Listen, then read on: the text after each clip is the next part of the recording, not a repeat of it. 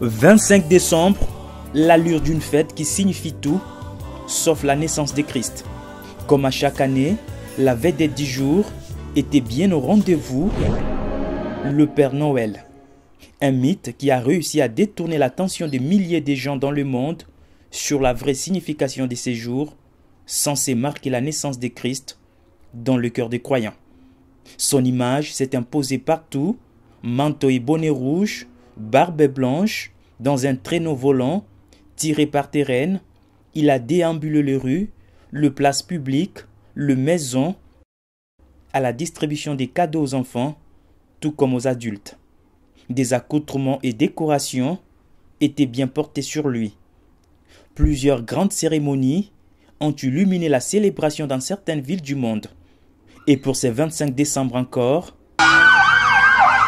c'est bien lui le Père Noël qui était en l'honneur à la place de Christ dont on prétend célébrer la naissance.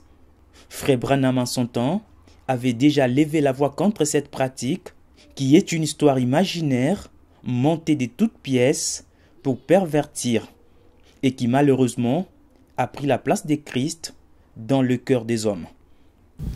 Frère Branham m'a demandé d'enlever toutes ces choses-là de Noël. Les petits lapins, Père Noël, tout ça. Il a dit que c'est diabolique. La véritable Noël, c'est Christ qui naît dans le cœur des croyants. Parce que d'abord, ce qui est vrai, c'est que Christ n'est pas né le 25 décembre. Le mois de décembre, c'est le mois de la mort. C'est la commémoration du Dieu Soleil pour les païens, les Romains et les catholiques. Christ est né au mois d'avril. Moi, je demanderai aux chrétiens de prier, de se consacrer, plutôt que d'observer tout ce que les païens sont en train de faire aujourd'hui. Ça n'a rien à voir avec le message de l'heure. Le frère Branham a souhaité que ces jours de Noël symbolisent la naissance du Fils de Dieu dans le cœur des chrétiens et non les transformer à une histoire fictive d'un certain Père Noël. On rappelle, cette tradition remonte au IIIe siècle.